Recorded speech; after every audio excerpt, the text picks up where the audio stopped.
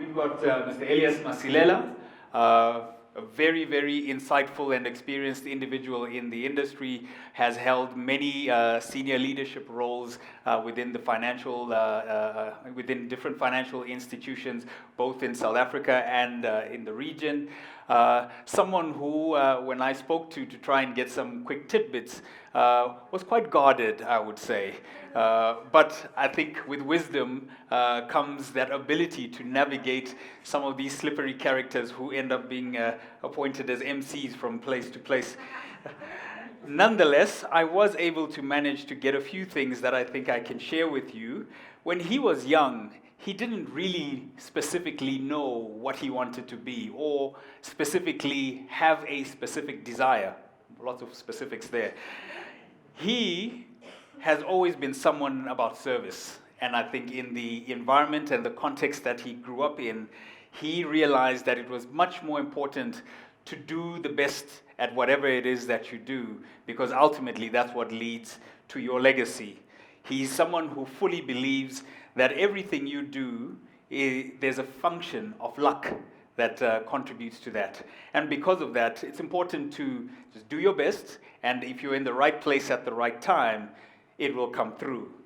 A father of 4, 3 boys and 1 lady, young lady, who he believes are all smarter than him. Just based on that, I believe the future is bright, because if there's a whole tribe of people who are smarter than him, we are going to go places as a country. A big hand for Mr. Masilela. Sanbonan, good morning. When I was asked to come and talk about today's theme, and it was extended to look at the macro picture, I thought it will be a waste of time of this audience to talk about something that they already know. We already know the problems of growth, problems of unemployment, governance, which has just been mentioned, growing fiscal weaknesses, deepening or worsening trust levels between private sector and government. The list is long, but the bottom line of that list is we're sitting on a hotbed of social disaster. So I don't want us to waste a lot of time thinking about the history. I'd like us to spend time thinking about what do we do with this agenda that has been placed in front of us. This is because if you don't engage it, you'll inherit it. And there is nothing worse than inheriting something you don't like. So the concept of asset prescription is an old subject in South Africa. It came back post-1994 twice. Job Summit, 1998, Financial Sector Summit, 2002. And in both instances, it was argued against. It has come back. That means the people who believe in it are not sleeping. If you don't engage in it, it will become reality. A reality that you'll have to live with. So, I would like us to deal with the question, how do we respond to it? Particularly as players in the industry that we're in, and also the general public. And I'm going to draw on a position that, the only position that has gone public, at least on paper, with respect to prescribed assets. The position or the policy position of EPPF, Eskom Pension and Provident Fund, which was put out in March 2019. When you read that document, you're forced to walk away with very, very interesting takeaways. And I'll share these with you. You can use them or you can discard them depending on what you think. As an opening line, when you read that document and you think about where we've come with the journey of prescribed assets, it sounds like political and policy desperation. We want to do something. We've tried many things. They haven't worked. What is our solution now? Our solution is prescribed assets. Force those people who know how to invest differently. That's the one observation I come up with. The second one that comes out of the position is, why want to put a rule or a regulation on something that already exists? The last speaker says impact investing is not happening in South Africa. It has been happening for a very long time. We've called it something else. We've called it developmental investing. Go back to the GPF position paper of 2010, which became PIC mandate, and see what they say. Not any different to what people argue for when they talk about impact investing. Thirdly, the position says we actually don't need more policies. At the Job Summit, we agreed a set of policies. At the Financial Sector Summit, another set of policies or interventions, many of which have not been implemented. The question is, why? This takes me to the next observation, which is about implementation. We seem to be one of the worst performers globally on policy implementation. We go through several summits, we agree various positions, and none of these are implemented. The one key decision that came out of both the summits that I've cited now is what then was called the voluntary 5% of investable assets to be allocated towards developmental investing. That was not implemented for technical reasons. NEDLAC could not agree what investable assets are. They had an idea of what they wanted to do, but the detail was lacking. The second decision that came up was improving or increasing access to financial services so that the country generates higher savings and higher investments. That too hasn't happened. In fact, what we're beginning to see is that we're retrogressing. If you look at the fiscal performance, a deficit in its own right is not a problem. It is the quality of the deficit that matters. And the quality of our deficit is getting worse and worse because it's directed towards consumption rather than investments. If the quality is right and you invest in the right things, you'll have an automatic crowding in of private sector capital. And that means the need to grow the economy ceases to be that of government. It becomes a shared vision or a shared responsibility. So that's what comes out from this position. And if you read this interpretation, it says, don't do it. It's going to be suboptimal. Don't do it, because instead of crowding in the private sector, you're going to be chasing it away. However, we've seen this before. There's precedent for it. It's not every policy that we do not like that gets shelved. Others make it into legislation. This may be one of those policies. And the question that we need to ask ourselves as a country is, if prescribed assets, the principle of prescribed assets gets legislated, what do we do? How do we minimize the damage? Part of my history is being a public servant, where as a public servant you're supposed to advise objectively, without fear or favor. But there are instances where your advice is not taken. If your advice is not taken and a suboptimal decision is taken, your responsibility becomes that of minimizing the costs. And this is where we would be finding ourselves, minimizing the cost of such a decision.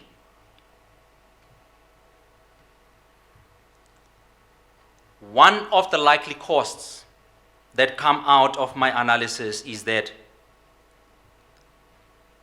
we already have quite a high level of damage in the economy.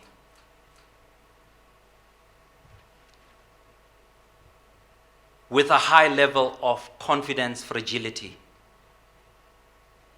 If this policy comes to play, the likelihood is that it's going to add to that fragility.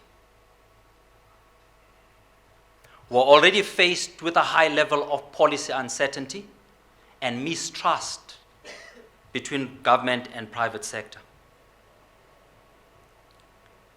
That policy uncertainty and mistrust are going to be deepened.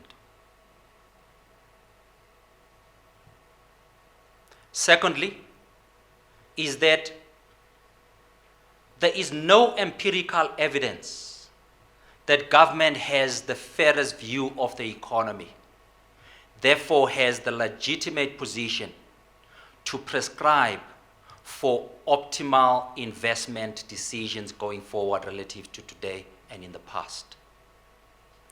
I believe that it's people who are in the markets that have the fairest position. However, if we do this, there are certain things that need to be done or prerequisites that need to be in place before we do it so that we minimize the costs or we optimize on that suboptimal decision. One, we have to educate the decision makers and the allocators of capital. In particular, as we think about this, what is being targeted are pension funds. And this training needs to be targeted at trustees of these boards. And the bulk of the training has to be about understanding the risks, developing the capability to manage those risks, and be able to optimize the returns irrespective of the new risks that are brought to boards to consider. Secondly, we need to develop an environment that fosters the creation of liquid real assets. Because as we think about it, the likely prescription is going to be saying invest in infrastructure, invest in state-owned enterprises. How do you do that and still allow for liquidity, for the capital to go in and out of those assets? Thirdly, speed up the establishment of a taxation framework for REITs. This is one area that has a strong potential for growth and building new infrastructure in the economy, making the economy more productive going forward. And lastly, is consider market-based incentives which are going to encourage private capital to go into the areas where government wants to see capital going. An example of this, which seems to be doing very well, the jury is still out, but at the same time as we think it's doing well, there's consideration to curb its life. And that is Section 12J. If you see the amount of capital that has flown into that vehicle, without a stick from government, you will see that incentives work. And incentives tend to work better than sticks because you don't need to police them. The economic players monitor and police themselves. I'll conclude with asking a question which you probably need to answer, particularly given your responsibilities in the economy. As owners of capital, as trustees, as money managers, what is our role? Is our role to sit on the sideline and moan? Is our role to engage with policy and make sure that we end up with the policies that we want? Or is our role flying capital out of the country? Those are very difficult questions and considerations that you need to give account to. But what is key is that do not only criticize. Let's give the ANC the benefit of the doubt that it has thought well and hard about how to spare investments. And it has come up with this one vehicle that may not sit well with you, but it is their best solution. Don't only criticize, provide alternatives. I don't know what alternatives you want to provide, but I have one that I think is critical, has been tested and will continue to succeed going forward. And that is impact investing. An investment vehicle that is driven by the private sector with no support or assistance from the state and has been performing very well, not only for the commercial bottom line, but also for economic performance.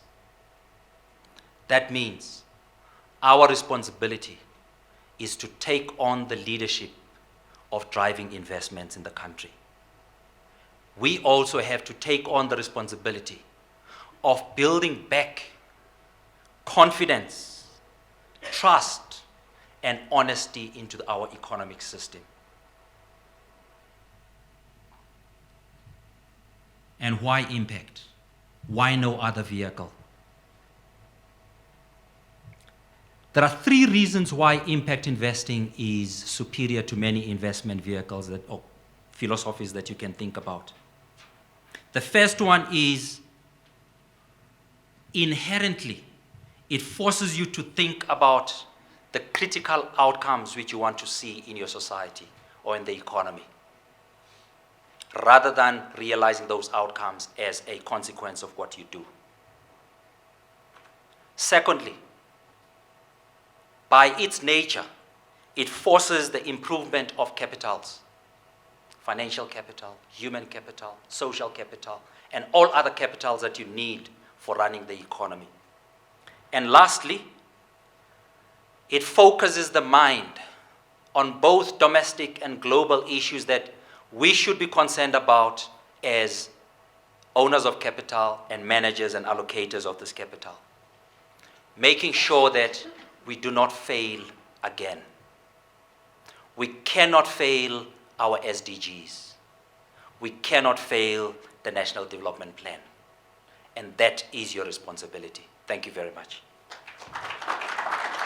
Thank you very much, Mr. Masilela. We appreciate your thoughts that you've shared with us on a very, very topical issue.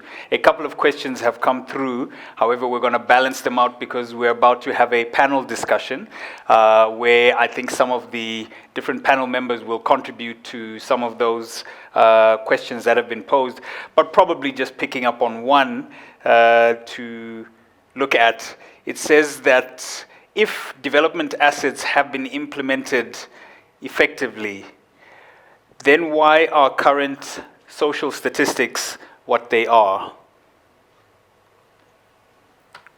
It's a very simple answer to that question. When you implement, the quality of the implementation and the volume matter. And currently in South Africa, there's only one entity that consciously thinks about developmental, well, probably not one, less than half a dozen that think about developmental investing properly as their mandate. And everybody else was still paying lip service to it. And there's two that I can think of immediately, and it's the Government Employee Pension Fund and the ESCOM Pension Fund. And there's a few other pension funds who may be in the room that are doing it. But the quantum is not enough. The problems of the economy are too huge, and they've been here with us for a very long time. When the National Development Plan was concluded, you will realize that there's not a single number in the development plan. There is no budget. Because the understanding is our problem is not money. Our problem is psyche. We need to change the way in which we think about our economy and the way in which we do things for us to have the impact we require. That's a good answer. Thank you for that.